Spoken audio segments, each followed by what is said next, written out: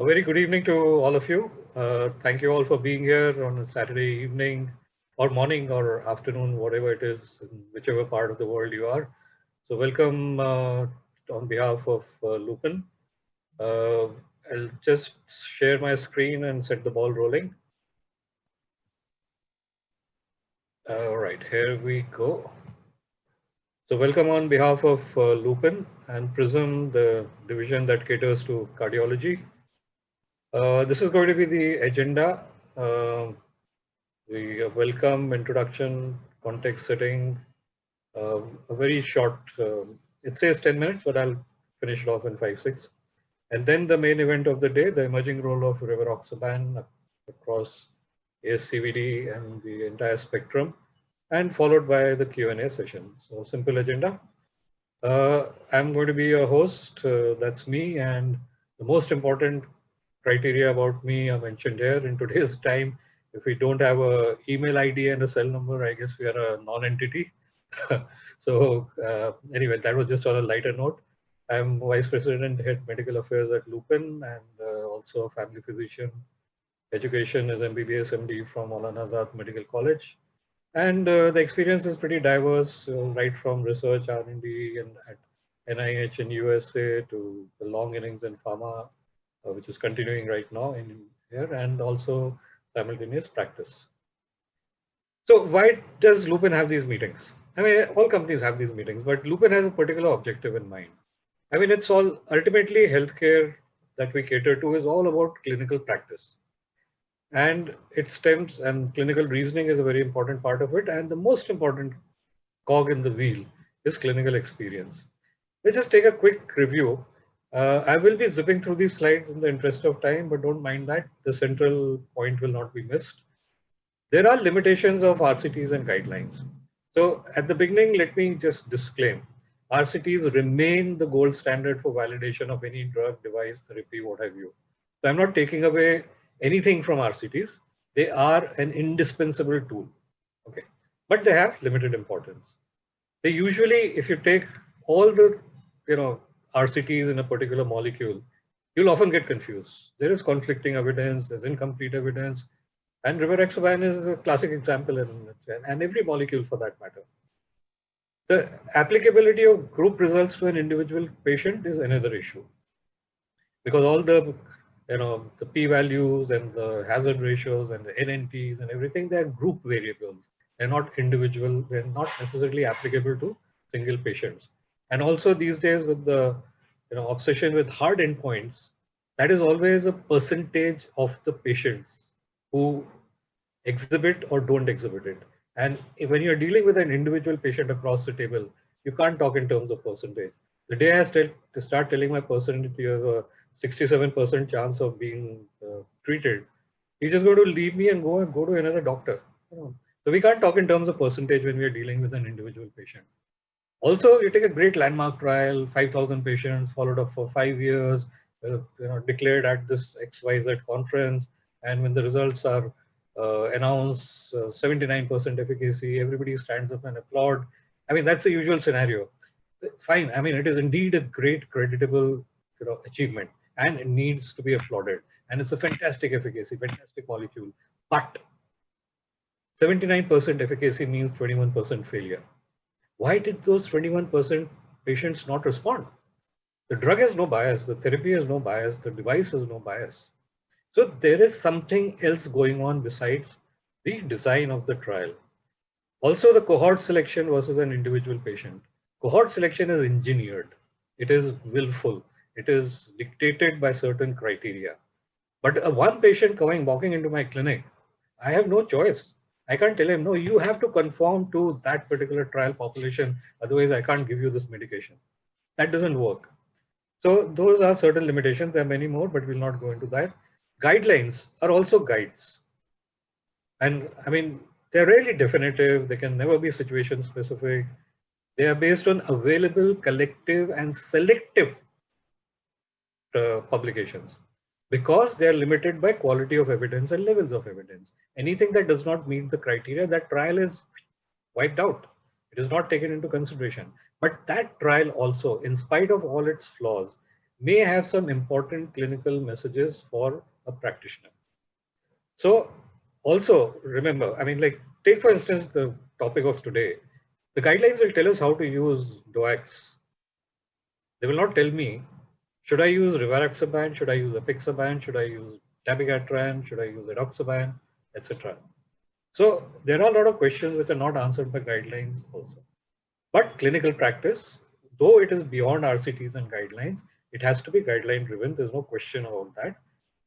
But it has to be customized and it has to be situational within the framework of the rationality provided by the guidelines. So what helps us to customize and make treatment more situationally optimal and appropriate? Herein lies the answer. Professor Schneiderman, I'm sure a lot of you must have heard of him, from Mayo Clinic, a cardiologist from there. In 2013, he published a beautiful review on clinical reasoning. And this is basically what it says. These are all the elements, data elements that we use to decide whether to adopt a particular drug or device or therapy or not. But this is not enough. What is also required is mechanistic reasoning, which is based on our knowledge of physiology, pathology, etc., and what is happening in the patient sitting in front of us. But even more important is clinical experience, and there's no shortcut to that. I mean, there's no way that a 30-year-old physician will will not be, or a fresh DM cardiology will be as smart as a 30-year-old physician. And this entire gamut is what is referred to as clinical reasoning. And that is what is required at the core of a good clinical practitioner. All these data elements, guidelines, RCTs, reviews, meta-analysis, etc., they're all accessible in public domain. Everybody has read it. I mean, everybody who needs to read it has read it. And it's freely accessible. What is not accessible is the clinical experience, which is unique and intrinsic and integral to every clinician uh, who has the relevant clinical experience. And this is not easily accessible, and neither is this disseminated very freely, because we have been taught that experience is a bad word. No, experience is a very good word, provided it is backed up by evidence, provided it is backed up by validation, provided it is backed up by rationale. So, and fortunately now the world is realizing it, and this particular guideline, which is very relevant to our DOACs, I prefer calling them DOACs and not MOACs because of obvious reasons. This is a practical guide, as the word says. And this deals with a lot of practical situations which are not necessarily from RCTs, but they're very practical, real situations. Like suppose a patient calls me up and says, I missed last night's dose, what do I do? No trial is going to tell you, or even nobody's even going to do a trial to study the effect of a missed dose of an anticoagulant. That has to come from your experience over a period of time of using that molecule and understanding the mechanistics that go into that molecule. So they've taken 20 clinical scenarios, which is fantastic, and just see what they're saying. I've highlighted the parts. In some instances, recommendations that do not fully align with all SNPCs, with the goal to provide uniform and simple practical advice. So the world is also now moving towards clinical reasoning, and therefore we organize these meetings so that experts such as the ones that we have on the panel and the speaker, they can come together and answer your queries, and you can learn from their experience. It is also mentioned in the materials and methods, the authors realize that there will be gaps. Every guideline realizes that there are gaps, unaddressed questions, areas of uncertainty, and debate. So everything is not a consensus. So readers can address their suggestions and they can put it up on the website and they will be taken into account.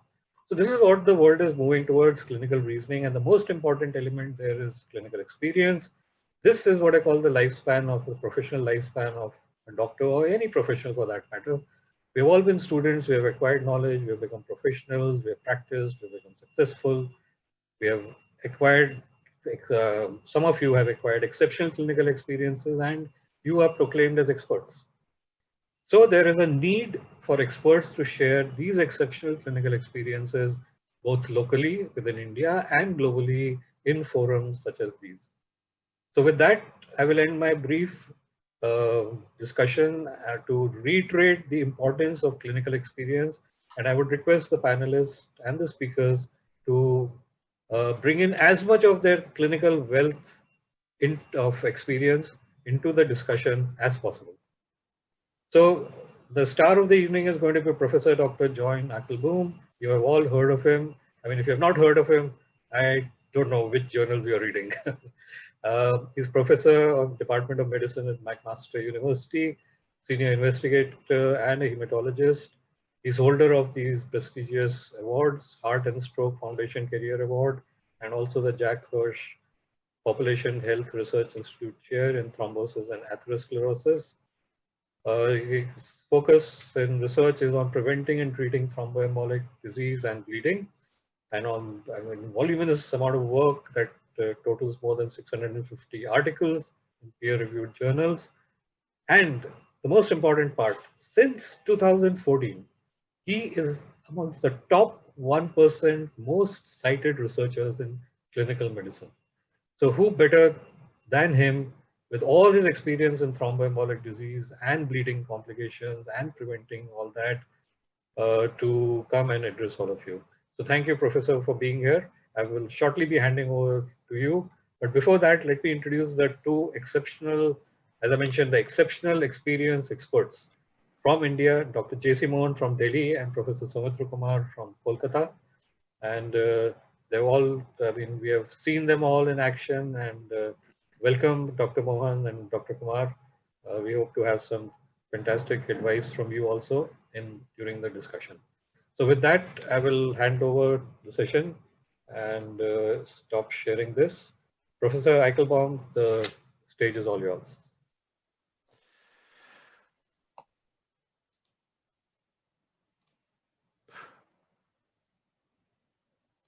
Well, thank you, Dr. Bhargava, Dr. Mohan, Dr. Kumar. It's my pleasure to be with you this evening from a chilly, frigid North America. Yet we are connected very well via this internet link. That was a wonderful introduction, and it speaks exactly to where we're going during this session. I sit here at the Population Health Research Institute building. To my right, I look outside of the window, is the hospital. And when I leave from here, where I spend 3/4 of my life, I go over there and see the people and evaluate the diagnoses and the treatments. And in particular, the choice, the dose, the duration of antithrombotic therapy for a broad range of indications. So my overarching goal in the next 45 minutes or so is to distill from this large body of clinical evidence on thrombosis, to distill the key themes that I can then take across the road to treat my patients. I have worked with a lot of companies, and they're listed over here. My agenda is lengthy, but it captures the key messages, and I will just spend a few moments on each component of my agenda. The first half of my talk is all about thrombosis and DOACs. I will then turn to the second part of my talk, where I'll shift gears slightly and bring thrombosis into the COVID era, because we cannot be here in December 2020 speaking to a global audience and not consider that COVID-19 has impacted what we do. And so I will reflect on that for a moment, and then I'll come back to where we started at the end. So let me start first by setting the scene. And I know that I'm speaking to professionals from across the great country of India, from east to west. And you know that this topic is relevant because cardiovascular disease is not only a global disease accounting for 1 in every 3 deaths.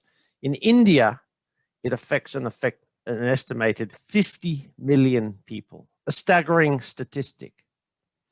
Not only is it prevalent, not only does it account for every 4th death in India, it's a growing problem because people in India are living longer with risk factors. And thus, over the next decade, the problem is only going to get bigger.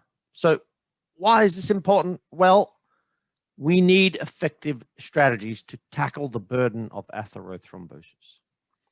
In considering the role of antithrombotic therapy, I do not want to downplay or set aside the key importance of lifestyle factors, not smoking, good nutrition, regular exercise, optimal weight, and optimal brain health.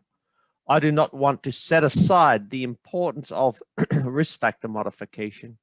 I want to demonstrate that antithrombotic therapy is one of the 3 pillars. It's complementary, but it adds an enormous amount to what we can do for patients with atherosclerosis. There are some wonderful overviews of this topic because this is all about targeting persistent risk in atherosclerosis. We know that the foundation of therapy in patients with atherosclerosis is high-dose statins. There are various additional modifications of risk, but when we tackle residual risk, there are a large number of potential targets, and my focus here is targeting residual thrombotic risk. And this is where antithrombotic therapy comes in the progression from no disease to risk factors to actual disease in the vessel to the clinical complications thereof. Thromboembolism is that final pathway, that ultimate link that explains about 98% of every acute myocardial infarction, of every single ischemic stroke, of every single episode of acute limb ischemia. This is the pivotal step. People forget because they prefer to go upstream. Upstream is incredibly important, and we've recently seen some new data on anti-inflammatory therapy. But remember that you cannot have acute myocardial infarction. That is, in 98% of cases, you cannot have myocardial infarction without thromboembolism. And with the latest developments in antithrombotic therapy, this has become more important than ever. We now have a toolbox with therapies to target this more effectively. That is the opening discussion of this topic of Rivaroxaban in atherothrombosis. I am going to branch out to some of the other areas where DOACs have been tested, but setting the scene, this is a huge problem. Thromboembolism is pivotal. Now what? How do we tackle this? A slide or two to present to you the range of DOACs that are now available to tackle this problem. This is my timeline, my favorite slide. I could speak for the rest of the session on this slide. Indeed, let me digress for 1 second. Remember that before many of us were born, the 3 anticoagulants that were introduced in clinical practice were A, detected by serendipity. B, they were introduced into clinical practice before we knew how they worked. And C, they dominated. They were the only option for more than 40 years, in some cases for more than 60 years, before the current duration, the current era of novel anticoagulants.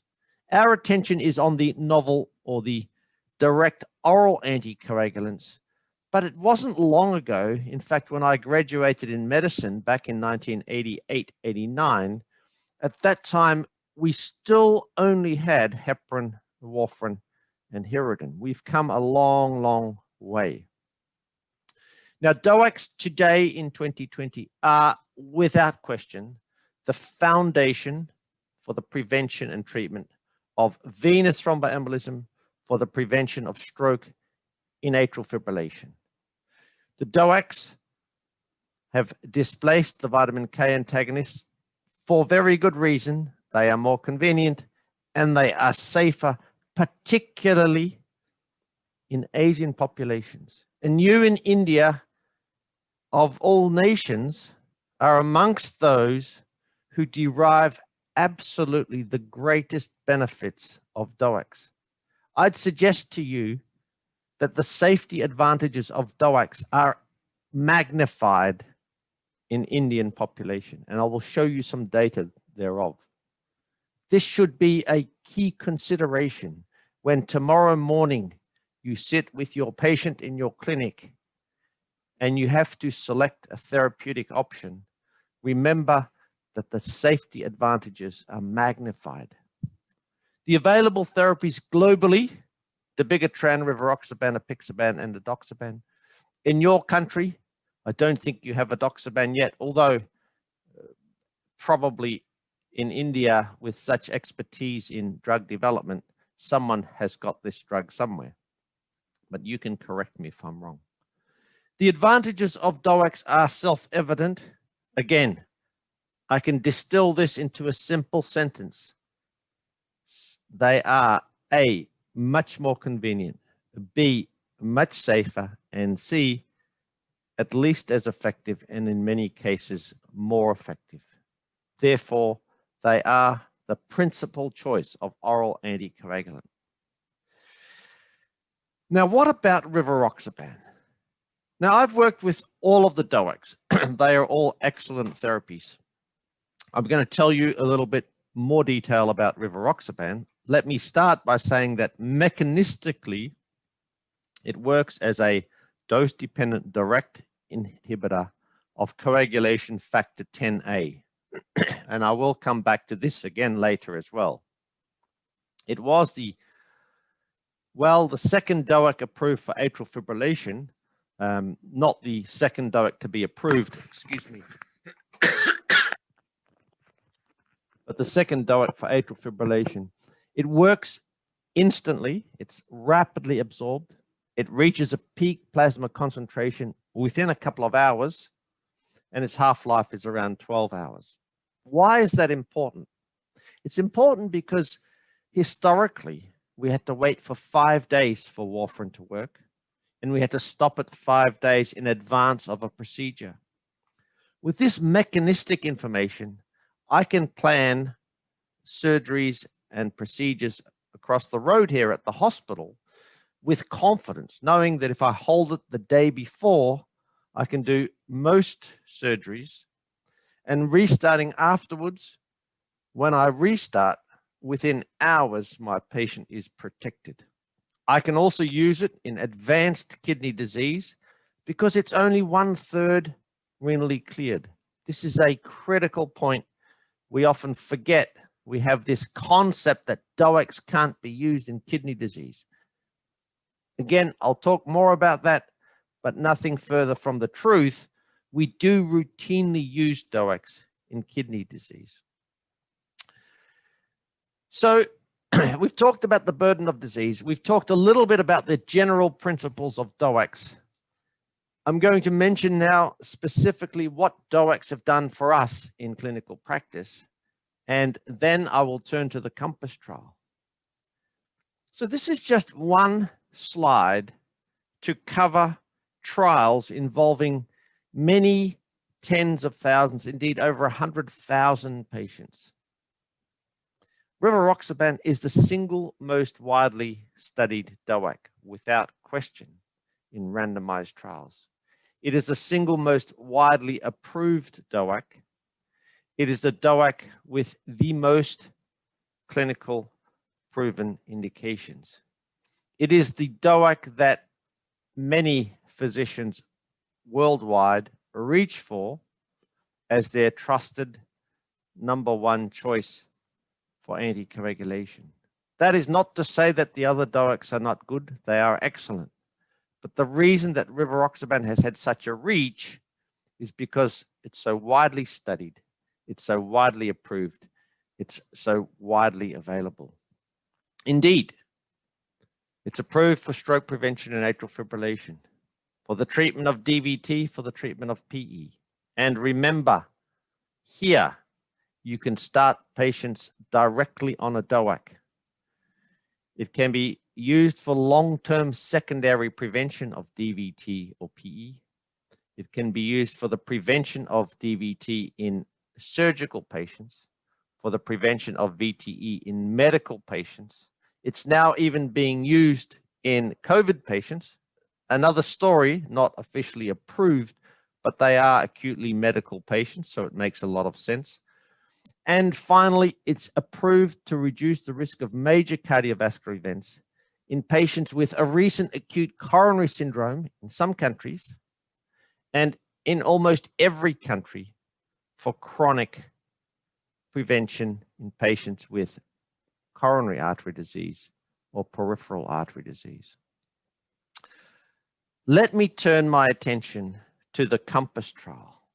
Now, you heard from Dr. Bhargava at the outset that clinical trials generate many, many numbers, many, many p-values, a lot of information that none of us will remember. I'm not going to tell you about p-values for the sake of significance, but I am going to highlight some data that will emphasize the efficacy and safety of low-dose Rivaroxaban in chronic coronary or peripheral artery disease. Now, this is certainly not a p-value slide, but this slide is something that imprints into our mind at a later date when we think, why would we use a DOAC to prevent atherothrombotic events? Most experienced clinicians will not remember the clotting pathway. Why not? Because it's not relevant to clinical practice. Frankly, none of you care, I would guess, whether an anticoagulant targets 10A or 2A or 9A or 11A or anything A, as long as it works. The concepts here I'd like you to remember, but not the detail. And I want to show you that targeting this particular target, factor 10A, makes perfect sense. Because the way that we get to this clot, which is formed on top of this plaque, which is the mechanism of myocardial infarction, stroke, and acute limb ischemia in many cases, the way we get to this clot is we have to activate platelets and we have to generate fibrin. Plus, we need atherogenesis. So atherogenesis to create this atherosclerotic plaque, the platelet and fibrin to make the clot. Factor 10A plays a role in each of these three processes.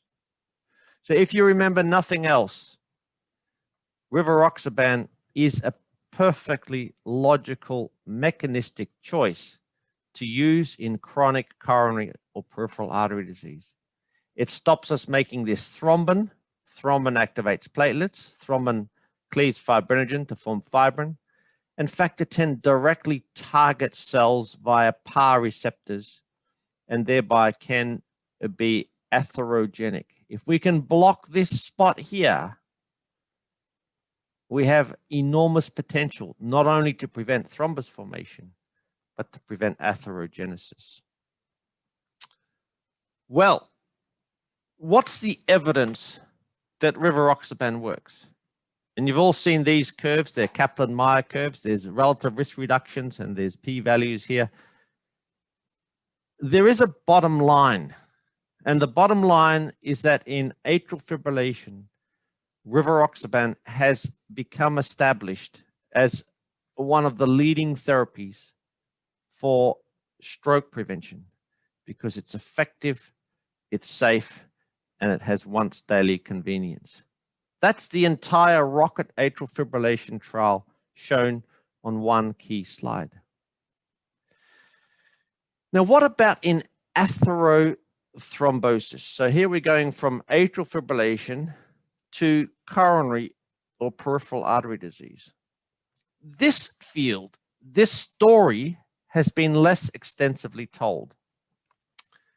But I want to remind you that we have trials involving more than 50,000 patients, 50,000 patients, in which the low dose of Rivaroxaban was shown to be effective when added on top of antiplatelet therapy. So the first trial is 15,000 people, Atlas, and this is people with a recent acute coronary syndrome. And if you add a little bit of Rivaroxaban to antiplatelet therapy, you get a clear benefit, including a mortality benefit. The second trial, now this first trial comes from, I beg your pardon, let me just go up. This first trial is from 2012. This second trial I'm showing you is from 2020. So I've fast forwarded 8 years. This is Voyager. This is people with recent revascularization for peripheral artery disease. Exactly the same result. If you add a little bit of Rivaroxaban to antiplatelet therapy, you get a clear benefit. 20,000 patients right there. And then the topic for the rest of this part of the presentation, the COMPASS trial, almost 30,000 patients. I was privileged enough to lead this trial together with others, and we published in 2017. This was a 3-arm study. 2 arms tested Rivaroxaban, 1 tested aspirin. And I will show you in a moment that there is a clear benefit of adding Rivaroxaban to aspirin over aspirin alone. And I'm going to give you the picture here of this treatment effect and how that fits in with other treatment effects so that you get a sense as to why this is such an important advance. So a little bit more detail about COMPASS. It's a 3-arm study. The combination of Rivaroxaban and aspirin at a low dose. This is not an atrial fibrillation dose. This is an arterial thrombosis dose. We also studied Rivaroxaban alone at a slightly higher dose. This treatment, this arm, was not superior to aspirin. No more about this arm for the rest of the presentation. And here is the control arm, aspirin alone. What did we find? And I've summarized this graphically for a very specific reason, because I want to show you what I think is one of the most important messages from the COMPASS trial. So on the left is the overall risk reduction. It's about a quarter. Remember that for later, a 1/4 risk reduction. Now, I remember Dr. Bhargava's very important caveats. When you have a 1/4 risk reduction, what does that mean to your patient? It's quite hard to conceptualize that, but we're going to come back to that in a moment. Now, the second thing to learn about this result is when we break it down into its components, the overall result was based on CV death, stroke, or myocardial infarction. This was a trial of patients with coronary disease or peripheral artery disease. If you said to your patient with coronary or peripheral disease, which vascular event, and you have to put it in their language, which complication of disease would worry you the most? Which would you want to be protected against the most? And if you listed it out for the patient, I would guarantee that 9 out of 10 patients will list the following 3 at the top of their list. The first would be stroke. No one realizing what we mean by stroke. Paralysis down one arm, leg, you know. No one would want to have a stroke. That may be followed a close second by amputation. No one wants to have an amputated limb. And as long as you don't have a stroke or an amputation, you probably want to be alive. Well, incredibly, in the COMPASS trial, Rivaroxaban added to aspirin not only prevented stroke by the largest amount ever outside of atrial fibrillation for any therapeutic intervention, not only did it prevent stroke, not only did it also prevent amputation, but it saved lives. Here is the stroke story. These are coronary patients. For every 3 MIs, there were 2 strokes, and the number of strokes prevented, there was a 42% risk reduction and almost halving of the risk of stroke. So here we are on the wards this afternoon for me, tomorrow for you, and you see a patient with coronary disease, and you ask them, what do you fear? And they say stroke, and you say, I have a treatment. The most effective treatment for stroke protection outside of atrial fibrillation, that is, it's low-dose Rivaroxaban. It reduces ischemic stroke by 49%. It reduces total stroke by 42%. In other words, it halves your risk of ischemic stroke. It's not a guarantee, but it's the best thing I can do to protect you against stroke. Here is the reduction in stroke, a halving of the risk of stroke, ischemic stroke, 49%. There's no therapy, neither aspirin, nor ticagrelor, nor statins, nor ACE inhibitors, nor beta blockers, nor anti-inflammatory therapy, nor SGLT2 inhibitors, nor PCSK9 inhibitors. There is no other therapy that reduces ischemic stroke by 49% except low-dose aspirin. Acute coronary events, I'll skip that. They're reduced by this therapy. In patients with peripheral artery disease, the risk of amputation, it wasn't a high number of patients, but amputations were reduced by a half. Can you imagine? You can go to your PAD patient and offer a treatment that not only saves lives, but prevents strokes and reduces amputation. I've never come across a treatment like this. And last but not least, it saves lives. Now, here are numbers and p-values and confidence intervals and death rates and all this. I'm going to put this in perspective, but I'll first show you the raw data, and then I'll give you a perspective. There is a mortality benefit of 18%. Is that large? Is that small? Is that indifferent?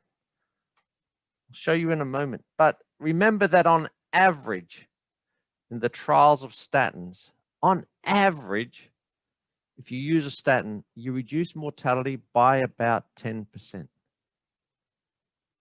Here, in a 4-year trial, average 2 years of follow-up, we reduce mortality by almost 1/5, 20%.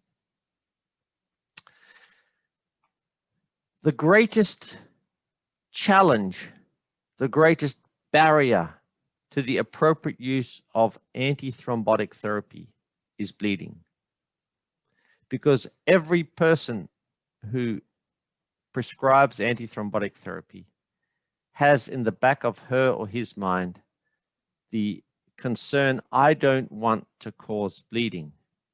Because if my patient dies from stroke, if my patient experiences myocardial infarction, then God has decreed that this should happen. But if my patient has a bleed, that's because I gave a pill. It's a natural way of thinking.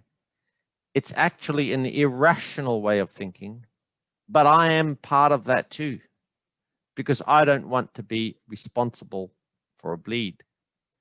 I know that my patient never will see the stroke that I've prevented by giving a therapy, but my patient will always see the bleed that I've caused by the medicine.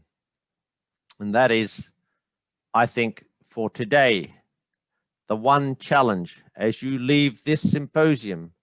How will I address this issue? Will I deprive my patient of the benefit of an effective therapy because of my fear of bleeding, or will I do what I'm actually paid the dollars to do and treat them knowing that the events that I prevent, they will never see? What happened with bleeding in the COMPASS trial? Well, here are the bleeding rates over 3 years. And you will notice in the blue is Rivaroxaban plus aspirin, and in the red is aspirin. And there are several key messages. Yes, bleeding was clearly increased. There is no doubt. But remember that this is over 36 months, and that aspirin bleeds are about less than 1.5% per year over 3 months. And that if you use Rivaroxaban in combination, this 1 and a bit percent goes up to closer to 1.5%. It's a tiny absolute risk over time. Almost all of these bleeds were absolutely treatable. The second thing is that these curves diverge very early, and then they remain parallel. And that suggests that the bleeding risk is front-loaded. On the right, we have the same bleeding with a different definition. I won't go into that any further. But there is an implication. What that means is that there is an absolute increase in bleeds, and then the difference remains steady. Whereas there is an absolute reduction in ischemic events that continues to accrue over time. As a consequence, the net benefit is evident in the first year. In blue are the bad things prevented. In red are the bad things caused. In the second year, there is additional benefit, but no further harm. In the third year, there is even more benefit, but no additional harm. Thus, the net benefit is greater and greater and greater over time. Now, some perspective, and I recognize these are indirect comparisons across trials. They are not high quality comparisons, but the key message is that the magnitude of the benefit of Rivaroxaban plus aspirin, a 24% risk reduction in MACE, an 18% risk reduction in mortality, a 42% risk reduction in stroke, compares very favorably with our best estimates of treatment for lipid lowering, for blood pressure lowering, for ACE inhibition, as published in The Lancet in 2015, 2016, 2016. The very best estimates of treatment effect, the big players in secondary prevention of cardiovascular disease. And Rivaroxaban plus aspirin is given on top of these other therapies and produces additional benefits that are at least of the same magnitude as statins, blood pressure lowering, and ACE inhibition. This is an incredible result. Here are the data on antithrombotic therapy. This is the first antithrombotic therapy since aspirin to significantly save lives. Clopidogrel is a wonderful therapy, but head-to-head compared with aspirin, overall, there is a very modest treatment effect and no mortality reduction. If you add clopidogrel to aspirin, you do get benefits. Overall, though, not significant. If you take a symptomatic subgroup, clearly significant. No mortality benefits. If you add ticagrelor to aspirin in the Pegasus trial, overall, a clear benefit. Rivaroxaban at 24% risk reduction. Overall, a trend to better mortality, not significant. Here we have the Rivaroxaban result. This treatment doubles the risk of bleeding, more than doubles. The excess bleeding here is double that of Rivaroxaban plus aspirin. The increase is twice as much with ticagrelor than with Rivaroxaban. I've given you the COMPASS trial material in detail. Now, I'm going to ask you to come with me across the road and see how am I going to apply this in practice. Well, the quick answer is the sicker the patient, the greater their risk of cardiovascular events, the greater number of risk factors that they have, the more pills that they're already taking. Yes, you heard that correctly. The more pills they're already taking. Each of these ways of identifying a high-risk patient identifies the patient who gets the greatest benefit of treatment.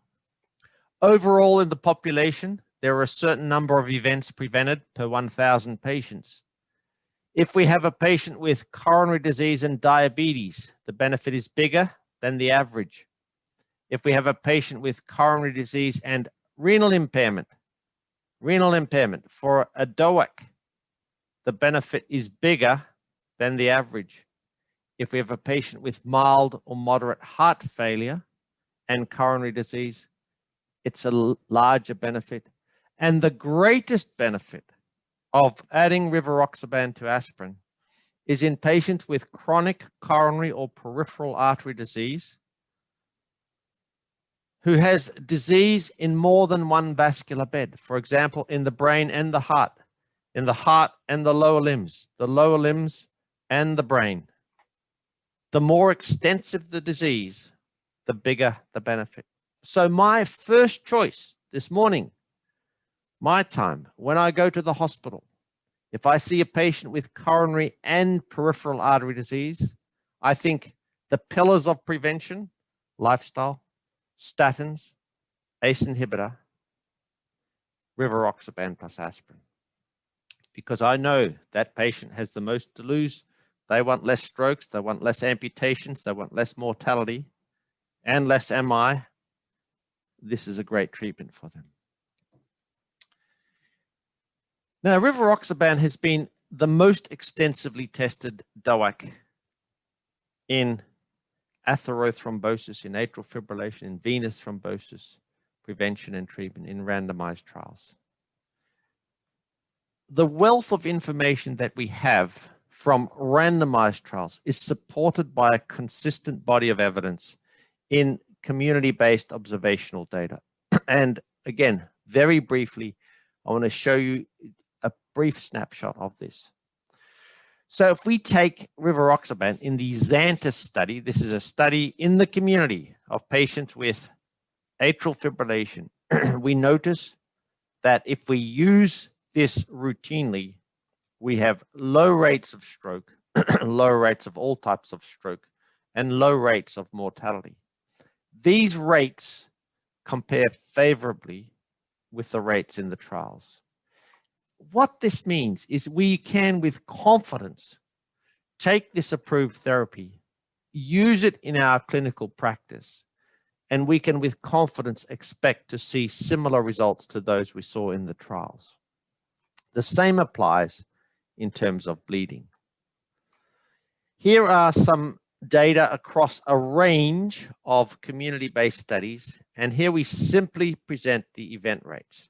And we see the event rates are even higher in Rocket than in the Dresden NOAC registry, than in this US registry, this international registry.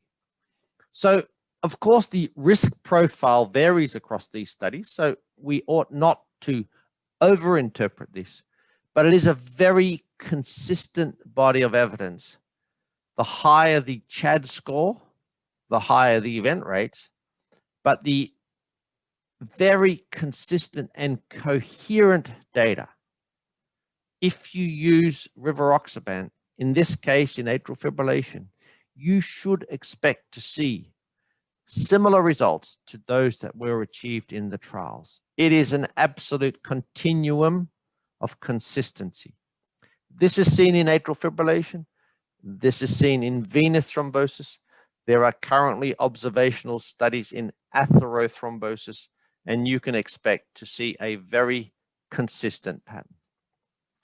So, Dr. Bhargava, I'm drawing to a close to the first part of my talk. to the first talk, the next coming up in a moment. But let me summarize so far. In the COMPASS setting in patients with chronic coronary artery disease, if you add low-dose Rivaroxaban to aspirin, you can reduce atherothrombotic events by about a quarter, ischemic stroke by about a half, mortality by about a fifth, and amputation by about a half. You will achieve net benefits in the first year, which continue to accumulate during long-term treatment. Those with chronic coronary disease who get the biggest benefit have extensive disease, have accompanying heart failure, chronic kidney disease, or diabetes. This is an incredibly attractive option for atherothrombosis. With those comments, I'm going to jump immediately to the second part of my talk, and I am keeping an eye on the clock because I think it's incredibly important that the expertise represented by the panelists is leveraged to the maximum possible, because there are decades of incredible experience, and also the audience wants to see the interaction about how to apply this in practice. At the outset, I said it would be foolish of me to speak about thromboembolism and not consider the importance of COVID-19 as a thromboembolic disease. So I will take a few minutes to reflect on this. I will touch on some DOAC highlights, the highlight summary of DOACs.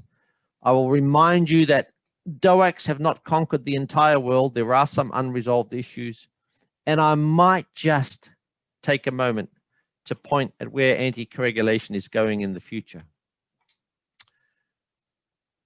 COVID-19, 2020, the year that was, that none of us could anticipate, that none of us are still fully fathoming, and the year that many of us want to put behind us.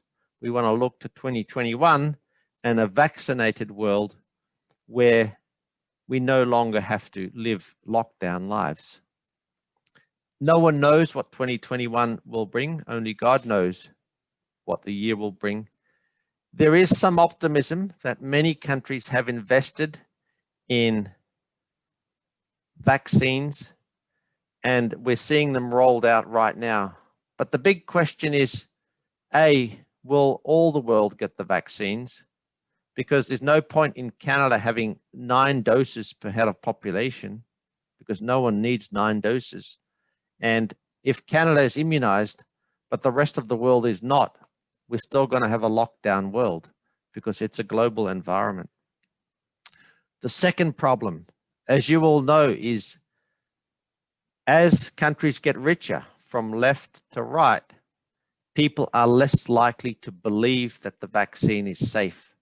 And so if the wealthy countries buy all the vaccines, but they immunize only 2/3 or a half of their population, it does very little to stop the spread in those countries. Whereas in the poor countries, they believe in it, and perhaps a higher proportion of people will get it, but they may not get their hands on it for a long time. So we've got a long way to go, and I don't want to be nihilistic, but I do want to emphasize that we still need other therapies to treat this disease. This is from a New England Journal of Medicine paper recently, and it's fascinating how the disease pathogenesis would suggest that targeting the virus early on and targeting inflammation late may be the solution. What I miss on this slide from the world's most prestigious general medical journal is reference to antithrombotic therapy. I don't know what role antithrombotic therapy will have, but at very least, we need to recognize that in 90% of people who die from this disease, there is evidence of thromboembolism. There are many, many trials, but even the Lancet doesn't list antithrombotic therapies in their listing of trials, more than 500 ongoing randomized trials. We know that corticosteroids work extremely well. They're incredibly cheap. They're safe when used just for 8 to 10 days, and they reduce mortality by a third.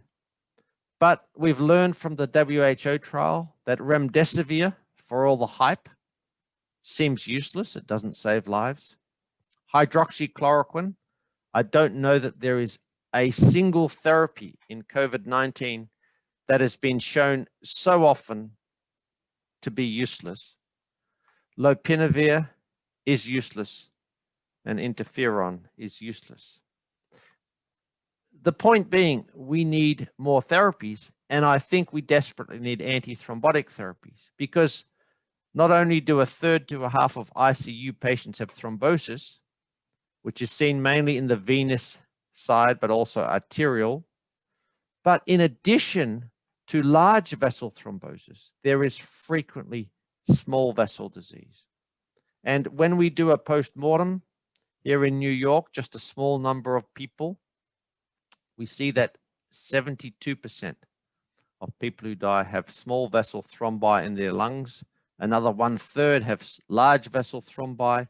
And when we dissect out all of the organs, we notice that around 90% of these people do have thrombosis. Well, what do the guidelines say? At the moment, the guidelines say don't use therapeutic anticoagulation routinely because there's no proof. Many people are using therapeutic anticoagulation because of a high D dimer based on the perception that this is the right therapy. No one knows. It may be harmful. We don't know. And I'd like to encourage all of you to try and put your patients into randomized trials if you can, because that's the only way we're actually going to prove whether or not this works. So COVID-19, it's a thromboembolic disease, and I'm looking forward to the results of trials, more than 40 trials that are actually ongoing of antithrombotic therapy. How do I summarize the DOAC story in this COVID-19 era? Well, we've achieved an incredible amount. If you routinely use Rivaroxaban, you will reduce venous thrombosis by 90%, cardiac thromboembolism by 80%, and atherothrombosis by about 40%. Rivaroxaban, again, is the single most extensively evaluated DOAC. VTE prevention, surgical, VTE prevention, medical, VTE treatment, atrial fibrillation, including the cardioversion, ablation, and post-stenting populations, pediatric patients, acute coronary syndromes, and chronic arterial vascular disease. What an incredible spectrum of evaluation, of availability, of approval. Now, I want to come back to this issue of bleeding. The wealth of information is there. We know who gets the biggest bang for the buck. We know which therapies we can reach for with confidence. But we still have big treatment gaps. Some of the treatment gaps are lack of access to drugs because of cost. Appreciate that. In India, there are more wealthy people than the entire nation of Canada and Australia, my two home countries put together. One of the most compelling reasons to use a DOAC in India is that we know from the randomized trials that those with the highest rates of bleeding on a vitamin K antagonist are Asians. That includes, in this particular analysis, India. Compared with non-Asian populations, the rates of bleeding are substantially higher for major bleeding, for intracranial bleeding, less so for GI bleeding, but for any bleeding. Yet, if we treat in Asia with a DOAC versus warfarin, and we do this with any of the DOACs, in Asian countries, there is consistently a much larger reduction in bleeding than in non-Asian countries. And here we have it for intracranial bleeding. Much larger reductions. Here we have Rivaroxaban, much larger reductions in bleeding in Asian countries than non-Asian countries. This would imply that the net benefits are likely to be even greater in the Indian population than in the Canadian population, although we're grateful we have a very large Indian community here in Canada. But you get my gist that in Asian countries, the absolute benefits are substantially larger. Now, I don't want to leave you with the impression that I'm saying that DOACs are the solution to all of our thrombotic problems around the world. Indeed, there are certain areas where they should not be used.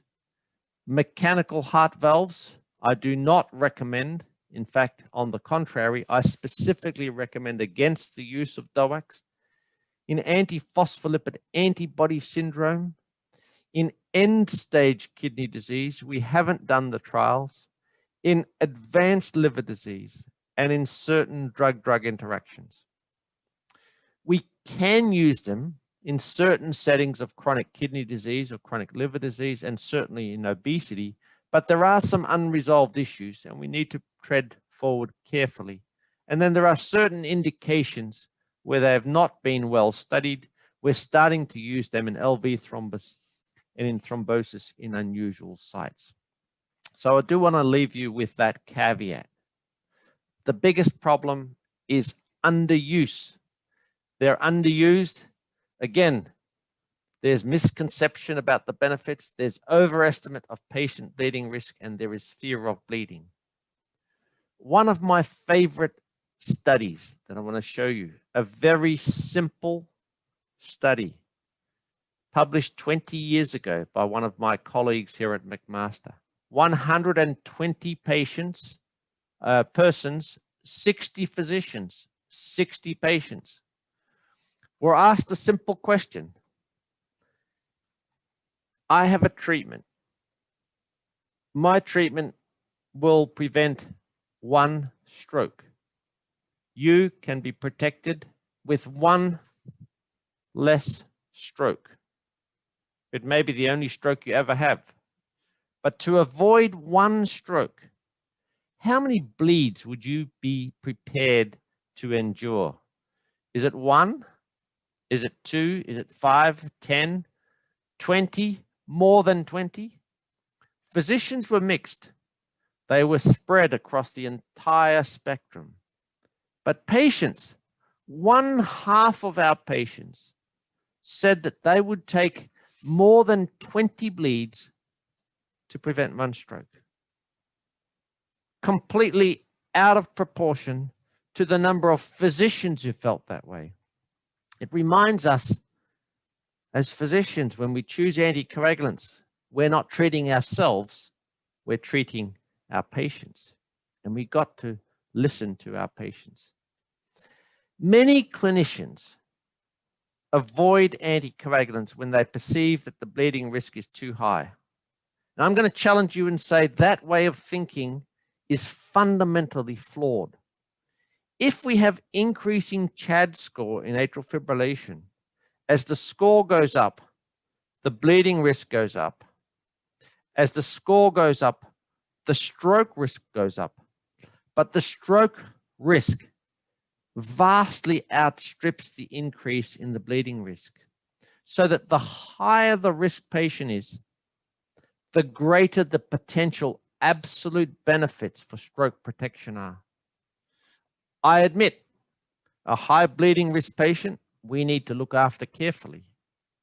We need to look after all patients carefully.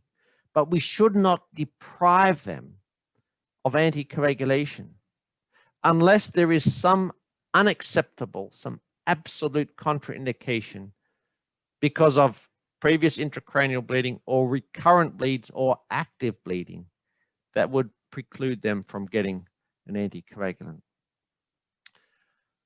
I'm aware of the time and I'm going to come to my summary, and if during the discussion we want to talk about the future of anticoagulation, I'm happy to come back to that. But I owe it to you, the audience, to hear from Dr. Bhargava, Mohan, and Kumar shortly. So let me summarize where I think we started from in this talk and where we are now ready to implement in practice. In India, you have great problems with thrombosis, as we do here. You have access now to an incredible array of new anticoagulants. Rivaroxaban is the most widely studied, the most widely approved, and the most widely available DOAC. And it can serve as a one-stop shop for the spectrum of thromboembolism, from venous thrombosis prevention, treatment, atrial fibrillation, acute coronary syndromes, atherothrombosis, and even pediatric populations. DOACs do cause bleeding, but the safety benefits are amplified in the Asian population. The challenge for you as a clinician, as a prescriber, as a healthcare provider is to treat a higher proportion of eligible patients. There will continue to be advances, but today we have to make use of the tools that we've been given now to help reduce the burden of thromboembolism now and thereby prevent morbidity and mortality. Thank you very much for your attention.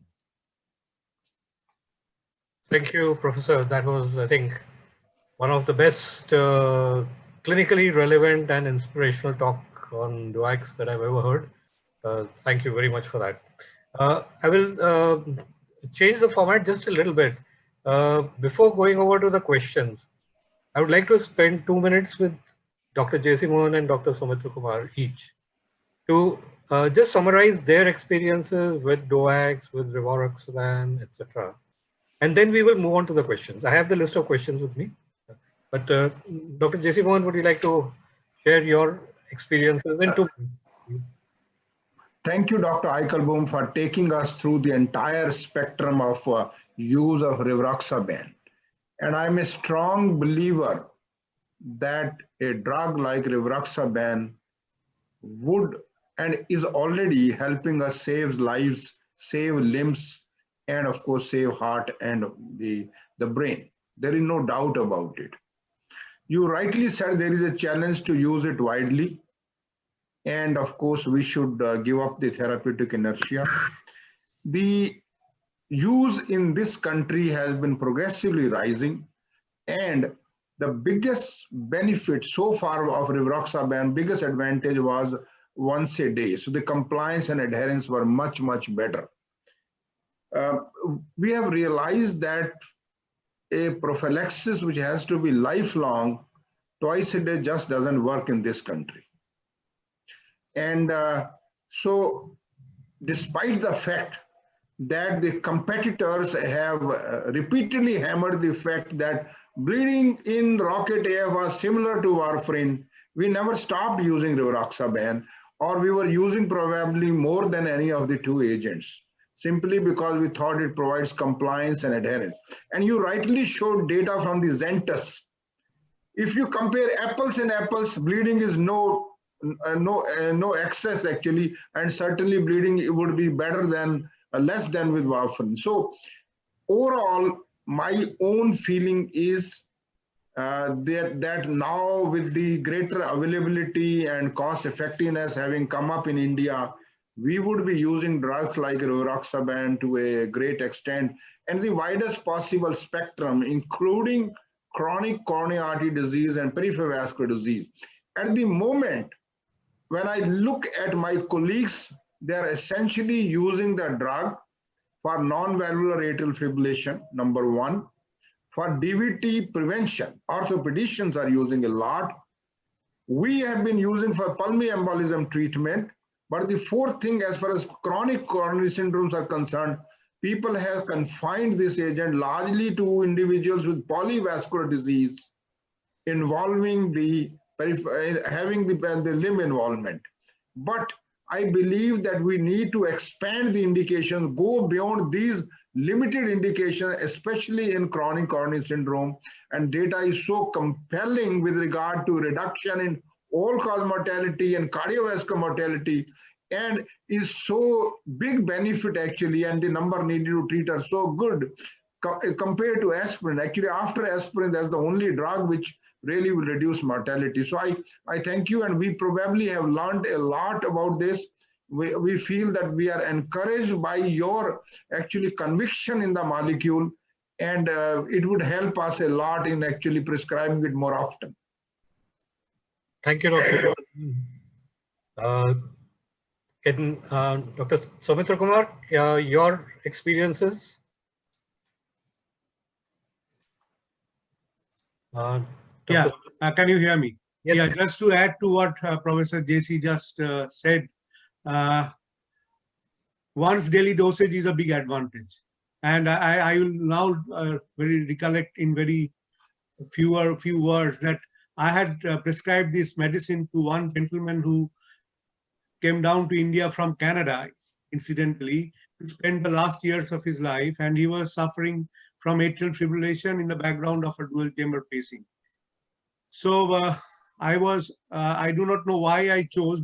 Probably I thought of a forgetful elderly person who remembered to take his other DOACs twice a day.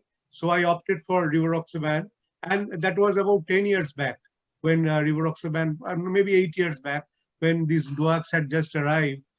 He lived up to 96 years of age and died of a unrelated cause. So that was one of my first trysts with Rivaroxaban, and that gave me a lot of confidence. I came to rely more upon its compliance factor and was less apprehensive about its bleeding potential. And practically speaking, if you come to compare the bleeding incidences with the other two DOACs, I do think that it is no higher than the other two DOACs as the real world studies have shown. I really do not know about the GI bleeding because probably dabigatran and Rivaroxaban may be having a slightly higher GI bleeds than apixaban, but that is not a very strikingly higher rate. Apart from the atrial fibrillation issue, yes, orthopedicians including are using a lot for hip and knee replacement prophylaxis for DVT. I have personally used it in treatment of DVT and a few odd cases of acute pulmonary embolism, the moderate ones at least.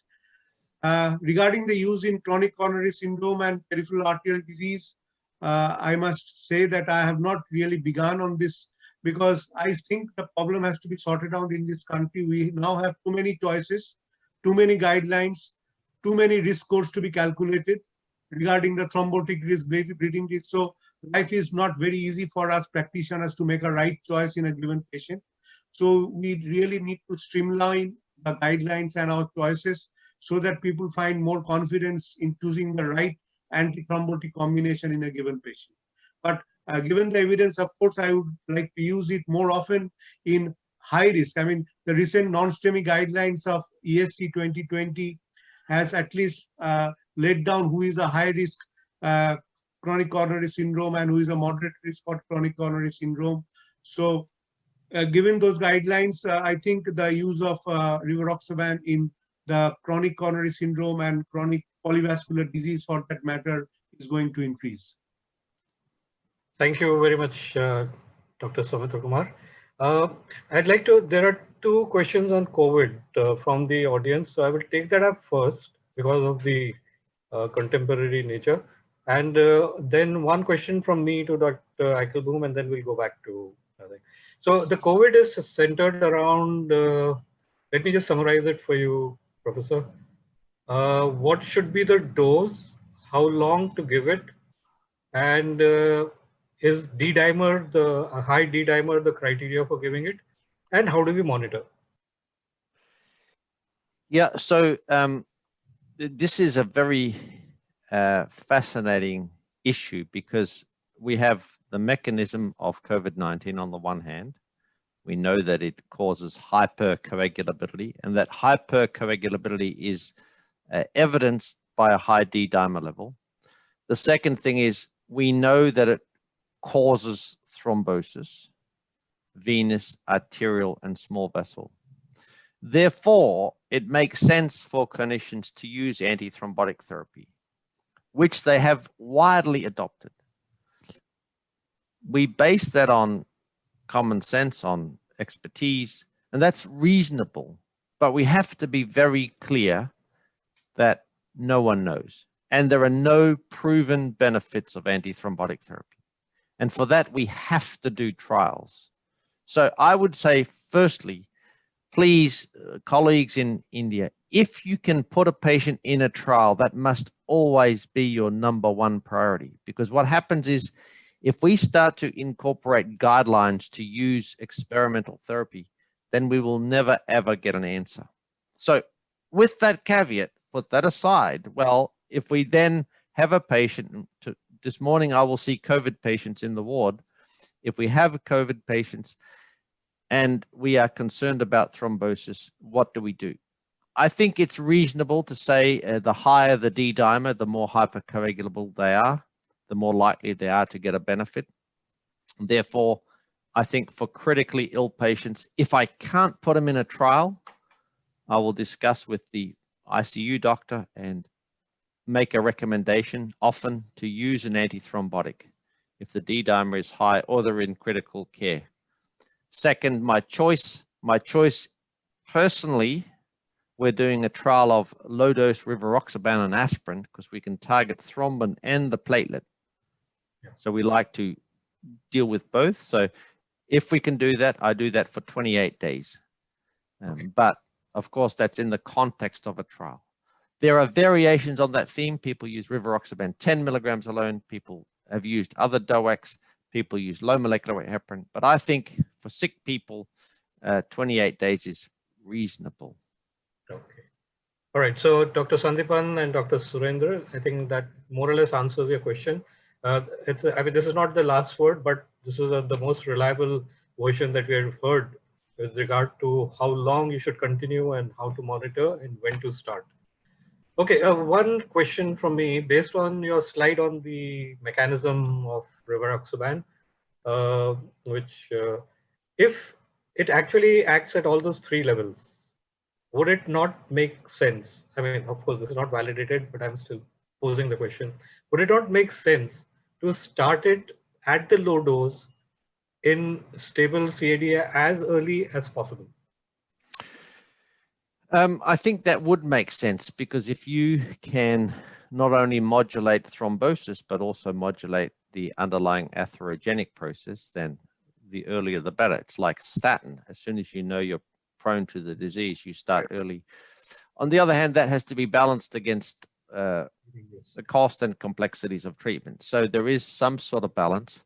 I think that in 5 years from now, these Rivaroxaban will be much more widely used than it already is, because it takes clinicians a while to first, they want to know there's a clear body of evidence. We now have that without question. In fact, I've never presented data so compelling on any agent as I do on Rivaroxaban now. It's a wealth of data. The second is they have to become comfortable themselves. And so what I say to clinicians is, don't consider you have to start every single treatment, every single patient on treatment tomorrow. Sure. Pick a few with the biggest bang for the buck. Take 2 or 3 from your clinic in the next week and treat them with the high-risk people. Get some confidence with the molecule, get familiar with 2.5 milligrams, and let them see how they go with it. And then once you build confidence, then you can start to strategically expand your practice. And then you can also start to target those who you have a young person who's clearly got risk factors, who don't have much disease, but you start to strategically implement this for a broader benefit. So it would be a phased exercise. Okay, got it. Just another thought. Would I be right? And this is for all the three experts, the panelists and you. Would I be right in saying that the risk of bleeding that we have seen with DOACs in all their studies, including Rivaroxaban, have been at the higher doses? Now, this concept of lower dose, would it also, I mean, it would logically also lower the risk of bleeding and the apprehension that we have while we use it to prevent stroke or DVT or pulmonary embolism at the higher doses. And when we use it for stable CAD, as in Compass, would not the risk of bleeding be less?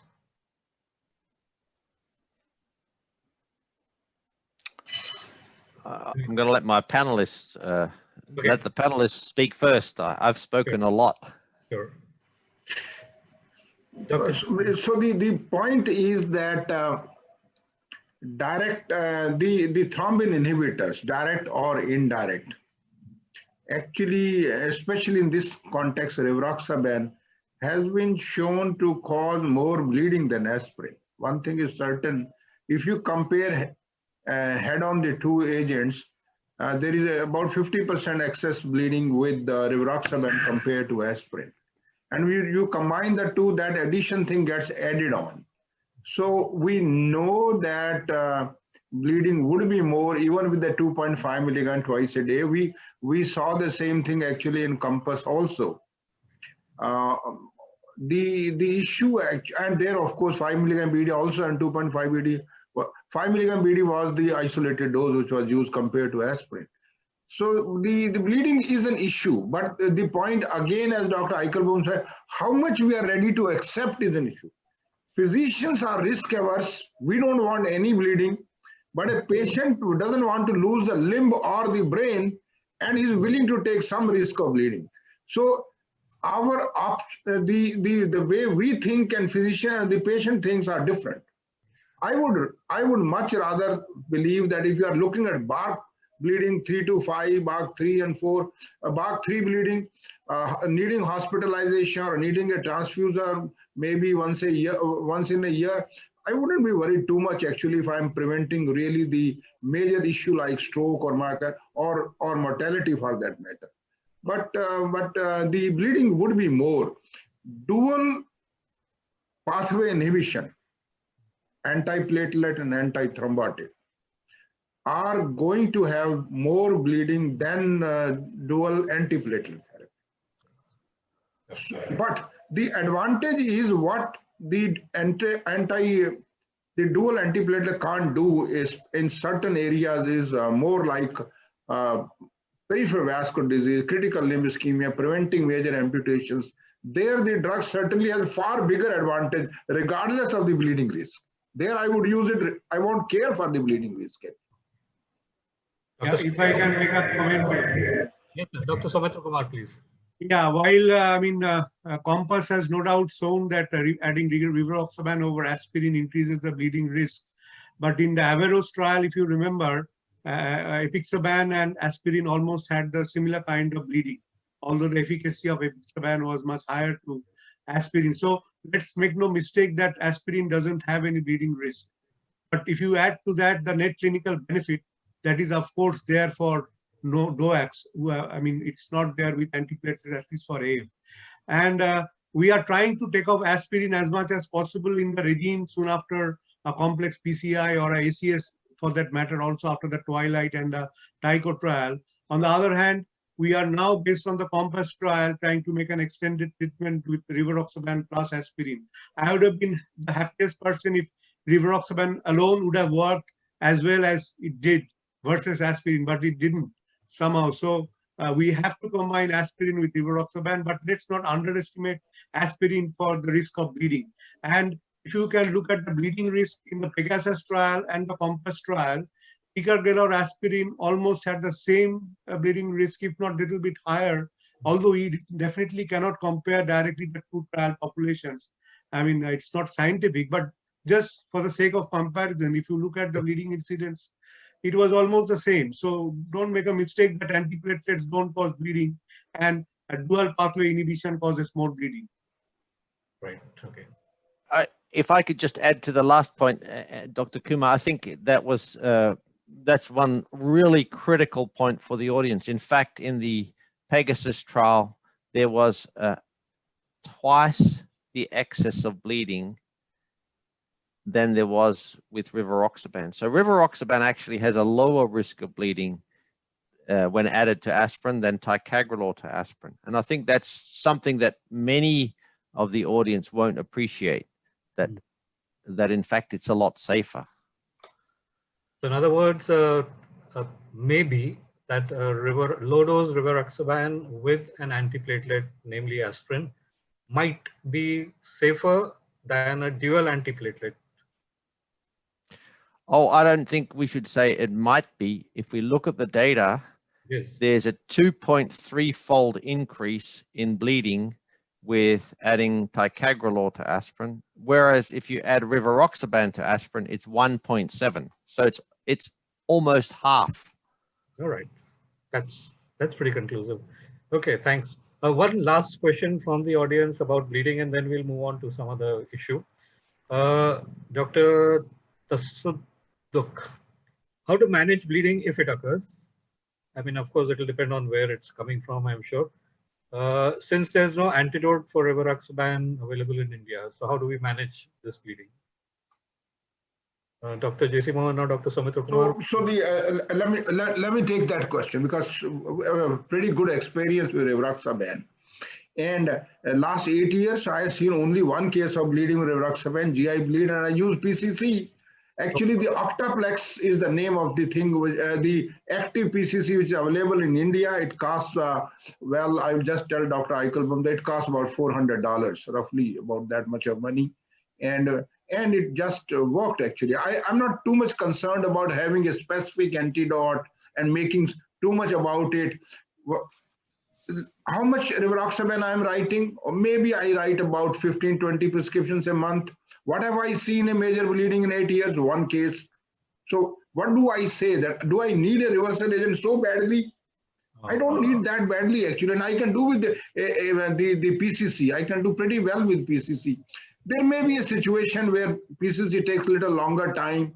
I might even do a local therapy, sclerotherapy, and do an endoscopy and things like that. The only critical issue is intracranial hemorrhage, and that is much, much less. And that is where I can't reach, actually. I can't do anything. There also I can reach, if the 1/3 is subdural hematoma, I can reach and do things much, much quicker, actually. It won't kill the individual. If the bleed is actually small, which is likely compared to warfarin, I'm actually comfortable with that kind of intracranial hemorrhage. So overall, these are my thoughts about Rivaroxaban and bleeding issue. But one of the things which I don't know, Dr. Eichelbaum has presented compelling data for Asians. I think the South Asians are different from East Asians with regard to bleeding. I'm pretty certain we don't see that much of bleeding. We don't see that much of bleeding. You might say you don't have documentation, so don't talk nonsense. Well, the documentation, if somebody gets bleeding, the patient is going to come to you because his or her first tendency to blame you.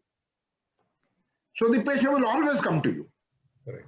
So my feeling is South Asians bleed less, and one of the reasons is we saw Plateau trial and we saw actually the Triton trial. One of the things important is diabetics bleed less than non-diabetics.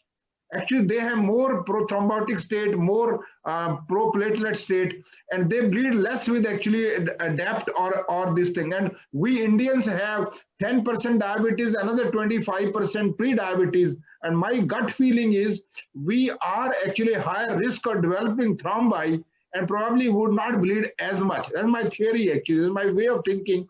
And that is my practical experience. Where I have been in this damn business for 50 years. So this is how I look at the whole thing.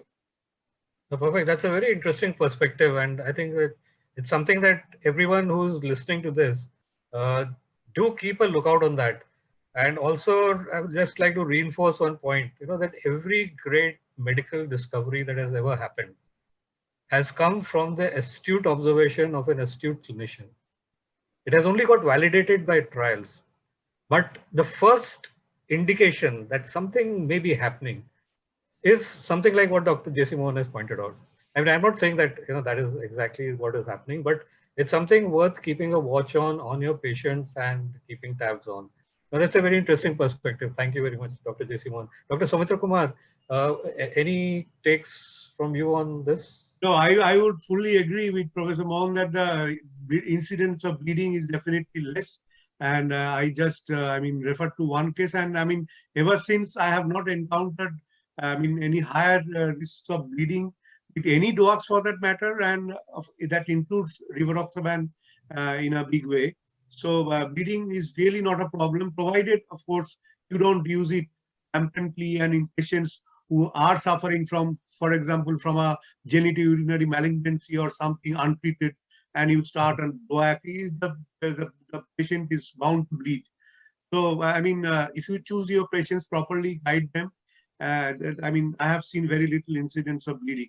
Regarding the high thrombotic potential and lower bleeding risk in South Asian, that are interesting observation. But going by the evidence that we have, people with higher CHADS S2 or CHADS score have generally a higher tendency of bleeding. So, so far it has not been proven in trials, but that is an interesting hypothesis, and it can definitely be tested in our local population. No, but the subgroup analysis in diabetics has shown bleeding is not more with the aspirin, clopidogrel, aspirin, bleeding not different. The prasugrel, right on trial, yes. and aspirin, clopidogrel, bleed. Diabetics stand out actually.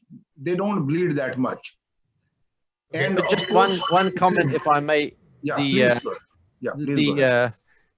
The data that I showed on bleeding in Asians is with warfarin. So I agree entirely with what you say. That's not seen with antiplatelet drugs.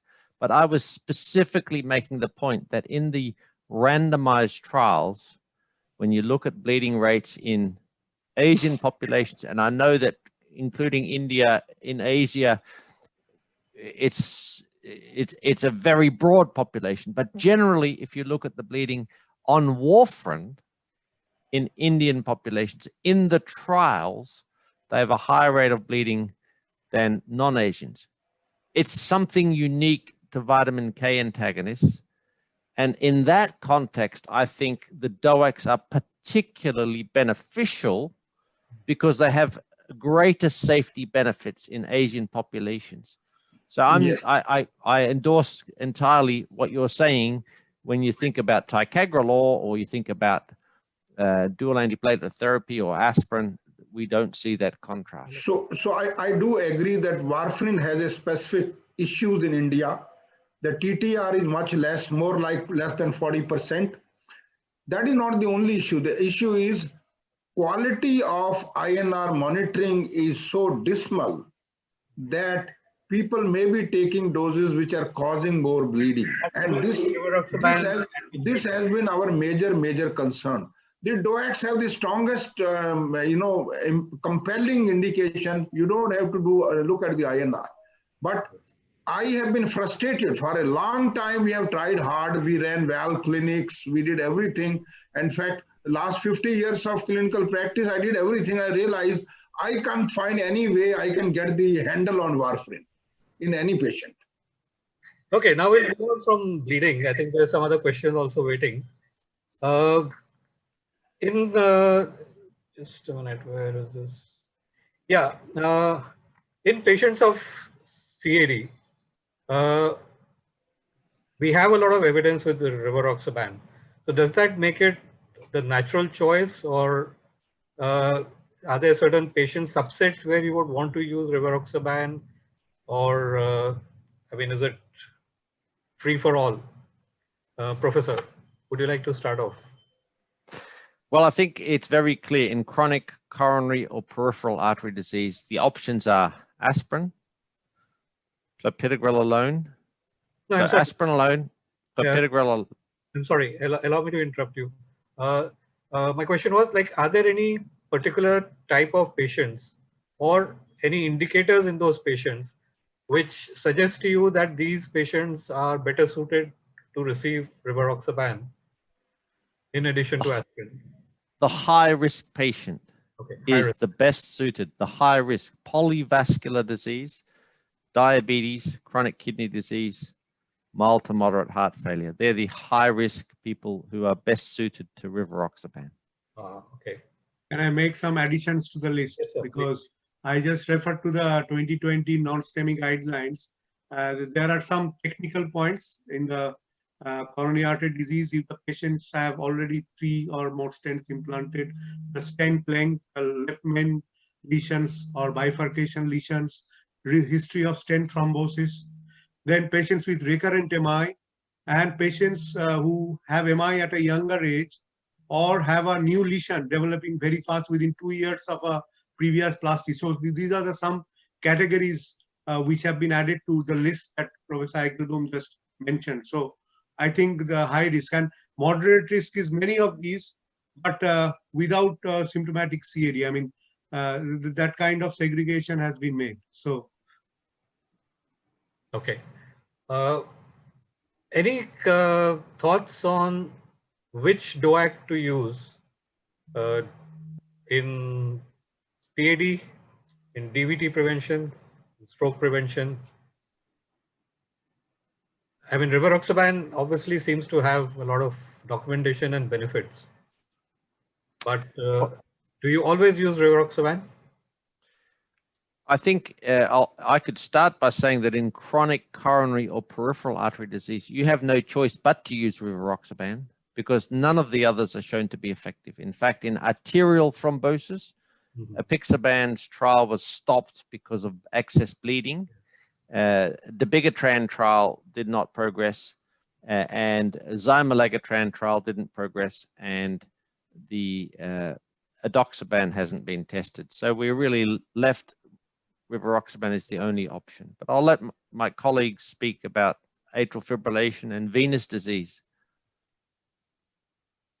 Okay. No, I would try to confine myself to the chronic coronary syndrome. The other things are the interesting part is nearly close to about 3 years back, 2 years, 10 months back, I was traveling with Stuart Connolly in the same plane. We were on adjacent seats. I said, now what do you think would be the indication? He says, I am expecting a class 1 indication for 2.5 milligram Rivaroxaban BD in chronic coronary syndrome.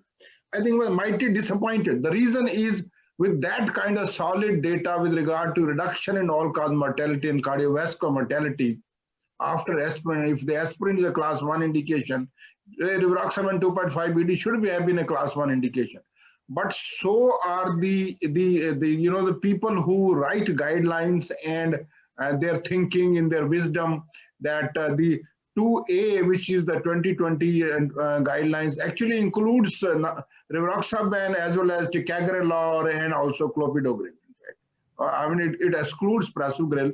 But having said that, my personal feeling is if you can show that once a day Rivaroxaban added to aspirin rather than twice would work as good, or you can bring an extended release 5 milligram Rivaroxaban and show it pharmacokinetics as 2.5 BD, it will pick up like anything in this part of the world. Oh, good idea, sir. We'll work on that. That's a great idea. Dr. Soumitra, any thoughts? Yeah, I mean, chronic coronary syndrome is an expanding horizon, I mean, hopefully, and we will have more of usage of Rivaroxaban, given the evidence that it has. For atrial fibrillation and stroke prevention, it's a open field. I mean, of course, the compliance factor is in favor of Rivaroxaban, and now with more of affordability in India, I think Rivaroxaban is going to have a bigger share of the whole market, given its compliance factor. And as you rightly said in the beginning, that no one has ever studied what happens to a missed dose of DOAC, how does it contribute to the stroke risk, and how many days in a year a person misses DOAC. I mean, only he or she can say. I mean, there is no record that is available to us as physicians. Regarding DVT and pulmonary embolism, I would say that Rivaroxaban has an edge over the other DOACs. I mean, given its volume of evidence, and I'm particularly in favor of using Rivaroxaban. One specific category of patients with high propensity for DVT, I'll put a question to both Professor Eichelbaum and Professor Mohan, is the cancer subset of patients who are given thromboprophylaxis in the long run. How do you think Rivaroxaban, does it have a place? Or we still refer to low molecular weight heparins and things like that? Okay, it's a very high risk subset. I would actually take help of Caravaggio study, which was presented in ACC in the beginning of this year, and that showed that Apixaban works. If Apixaban works, I think Rivaroxaban will also work in cancer DVT prophylaxis. This is the long shot I'm taking it at. Well, there is a. Based upon Caravaggio data. Professor, your take on that? Well, of course, there are trials for the prevention of VTE in high-risk cancer patients, and there are trials for the treatment of VTE in cancer patients. So in prevention, there is a large trial with Rivaroxaban and with apixaban. It can be used as primary prevention. In the treatment, Caravaggio, yes, was a great trial. Of course, prior to Caravaggio, not as well recognized recently, but there is a trial with Rivaroxaban and there's a trial with Adoxaban in the treatment. So I agree with you, Dr. Mohan.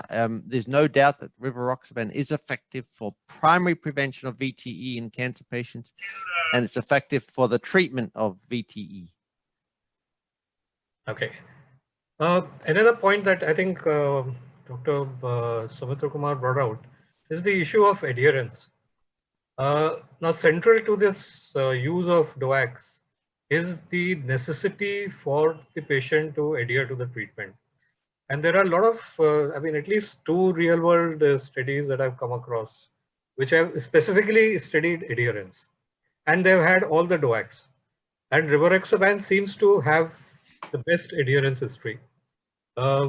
Would you, and if that is true, then Rivaroxaban, I think, becomes a good natural choice for ensuring, because adherence will directly impact long-term efficacy. Whether we are doing it for primary prevention, we are doing it for secondary prevention, we are doing it for CAD or stroke or what have you. So one by one, can we start off with Professor and then the other panelists on the importance of adherence with Rivaroxaban being the best? I think you've summarized it perfectly. Once daily therapies are adhered to better than twice daily therapies, and that has the potential to translate into more thromboembolic events prevented. Okay. Dr. Soumitra Kumar, I mean, that not only includes the other 2 DOACs, that also includes ticagrelor. If you're looking at the chronic coronary syndrome, even ticagrelor 60 milligram BID, that has to be taken twice a day. So compliance is a huge factor. So whenever you are looking at patients taking it for at least 3 years post acute coronary syndrome, given his high risk, his or her high risk, I think compliance is going to be a huge factor. Right. Okay. And compliance is a factor of time. As time elapses after an event, the compliance drops. So if theoretically there is a 95% compliance in the first 1 month, at the end of 2 years, it is 50%. So it already has dropped by 50%. Plus, of course, once a day and uncomplicated regimen is always welcome, as Professor Eichelbaum said. I'm actually reminded of 40 years back story, aspirin and dipyridamole. Remember, dipyridamole had to be given 75 mg 3 times a day. We had solid data from Paris 2 study, even Paris 1 study, and also the NIH studies, stroke prevention study, that the combination works. It never took off in a big way because you had to give dipyridamole 3 times a day. It just wouldn't pick up. Right. So the compliance remains a big issue all over the world, whether educated community or whosoever it is. Forgetfulness may be one of the things which you may count, but in general, I look at doctors themselves, they wouldn't take anything which has to be taken twice a day. Okay, sir. Yeah, I mean, just to add what Professor Mohan said, he even suggested an extended release 5 milligram preparation for Rivaroxaban just to put the compass model in chronic coronary syndrome. So even 2.5 has to be taken twice a day. So, I mean, if you want to increase the use of Rivaroxaban, so I don't know whether that trial would ever take place, but extended release Rivaroxaban 5 milligram, I mean, maybe just the solution, because 2.5 also has to be taken twice a day. Now, before we conclude, one last question for Professor, which is also being asked by multiple people. What is the ideal way to initiate Rivaroxaban in patients already on dabigatran? So if we have to switch, how do we? Okay. And switching is very, very simple. If we go from dabigatran to Rivaroxaban, when the next dose of dabigatran is due, that is when the first dose of Rivaroxaban is given. So if you take dabigatran at 8 in the morning and at 8 at night, or 6 in the morning and 6 at night, then if you want to switch to Rivaroxaban, if you want the patient to take it in the morning, you take the evening dose of dabigatran. The next morning, you take the first dose of Rivaroxaban. If you want the patient to start Rivaroxaban and have it in the evening, you take the morning dose of dabigatran, the evening dose of Rivaroxaban. Perfect. Thank you so much. So in other words, I mean, all of you are interested in this question. There is no washout period. You don't need to worry about how long and all. The very next dose can be what you want it to be. So with that, I'll just quickly sum up one of the key points, Rivaroxaban is the most studied across multiple indications, and you will run into these clinical situations. So Rivaroxaban can be used with a reasonable amount of assurance. It is not very high on bleeding. It's very high on compliance. And the newer indications are coming up with CAD, PAD being the latest ones, with showing pretty good results. And I've already given you our email ID. Any one of you who has any further questions, please do send it to us. We will pose it to all the 3 panelists and get back to you. Dr. Bhargav, before we end, Yes, I want Dr. Eichelbaum to comment on 2 things about Rivaroxaban. One, there is this Korean study which has shown that even in rheumatic mitral stenosis, it is better than warfarin. Remember the study, actually about 2,000 odd patients, and they studied actually, Rivaroxaban was largely used, but there were other drugs as well. But the study does say that there is nearly a 50% lesser thromboembolism and stroke with DOACs, largely Rivaroxaban. So I want your comment. And second, of course, is your comment on reverse, the bioprosthetic valves, and of course Rivaroxaban. Two wonderful questions. In terms of the rheumatic heart disease population, we're currently doing a trial called Invictus, which is a global trial, a randomized trial that is testing. I'm aware, actually. Dr. Ganesh Karthikeyan, one of our boys, actually is probably he's involved with that. Yes, I think he's taking the lead together with Stuart Connolly and Salim Yusuf, of course, but a team of international researchers that will provide definitive evidence concerning the role of, it's expected to provide definitive evidence concerning the role of Rivaroxaban in severe rheumatic disease. So that's going to be a really important study. The Korean data, we really need randomization to establish proof of principle, and then we go beyond that. So I think we have to wait for additional trials. In the meantime, if there's no other option, I understand if clinicians use DOACs in rheumatic heart disease, but please randomize if you can. Bioprosthetic valves, the data are less well established for DOACs than for warfarin. Even yesterday, I treated someone with a bioprosthetic valve, a TAVI with a DOAC, but somewhat reluctantly because the data are not yet sufficiently compelling to do that routinely. The reverse study, what would you say about the reverse study? The one that just got released in November? The valve study, you mean? With the bioprosthetic valve. Yes, I mean, that looks very attractive. So I can see that we are moving in that direction. One of the concerns I have is that not all the data are consistent. And this is what you also pointed out at the beginning. So that did give confidence to people. We only use anticoagulants for bioprosthetic valves in the first 3 months and in the first after surgery. And our surgeons still prefer to use warfarin. Right. So I guess it's the beginning of something. Maybe time will tell. Yes. All right. So I would like to thank all of you very much, and especially Professor for taking the time out and before walking across the road to the hospital. And it was a remarkable talk and very insightful, very clinically oriented, very helpful. Thank you very much. Dr. Soumitra Kumar, thank you very much for your time and for your insights. And Dr. J.C. Mohan, as always, you were fantastic. And I mean, you never cease to amaze us with the depth of your knowledge. And thank you very much for being here. Thank you. Thank you. Bye-bye. Bye-bye. See you next time.